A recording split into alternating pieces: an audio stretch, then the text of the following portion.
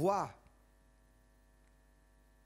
le minimum, la moindre sincérité dans l'intérieur d'une personne qui désire lui connaître, il va se manifester à cette personne.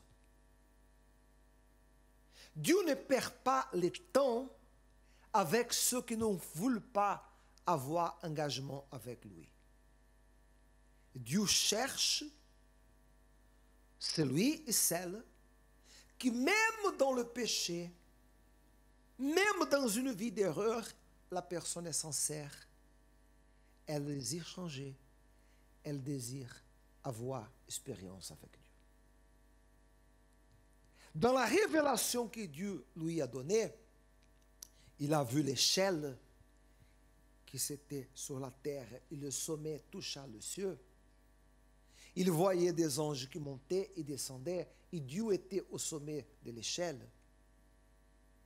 Dieu lui a dit, je suis le Dieu de ton père. Je suis le Dieu d'Abraham, ton père, et d'Isaac. Jusqu'à cet instant-là, Dieu, il n'était pas le Dieu de Jacob. Jacob n'avait pas engagement avec Dieu. Il avait foi en Dieu, pas engagement. C'est clair ou c'est pas clair? C'est clair ou c'est pas clair, messieurs, dames? Il voyait, il avait le témoignage de ce que Dieu a fait dans la vie de son père, Isaac, et de son grand-père, Abraham. Mais lui, il n'avait rien. Il était couché par terre.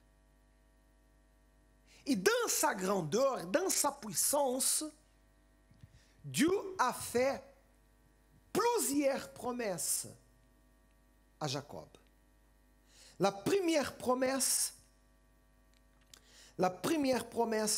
que Dieu a faite à Jacob, vous pouvez lire et relire, s'il vous plaît, lire encore une fois.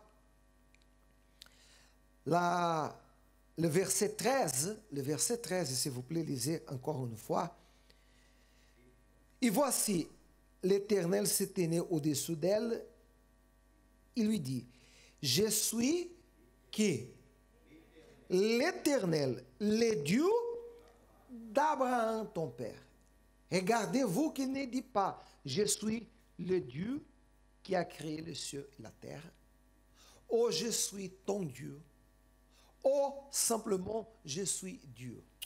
Il pouvait, bien sûr, dire, oh Jacob, je suis Dieu. Mais il a dit, je suis le Dieu de ton père, Abraham, Isaac. Il a pris Abraham, Isaac, comme des références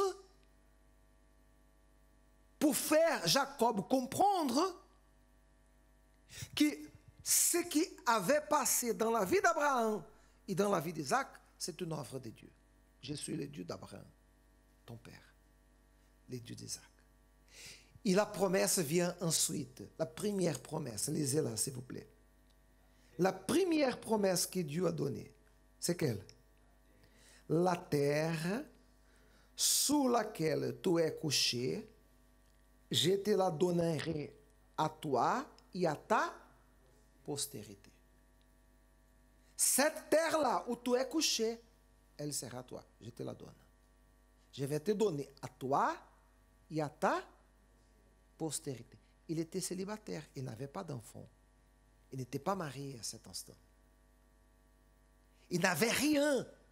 Il dormait par terre.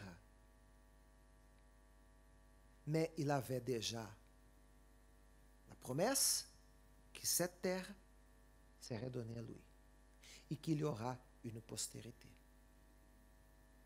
N'importe quelle est votre condition aujourd'hui, maintenant, n'importe non plus ce que vous avez passé. Ce qui importe, c'est ce que Dieu va faire demain. Si vous vous engagez avec Dieu, votre demain sera complètement différent du passé.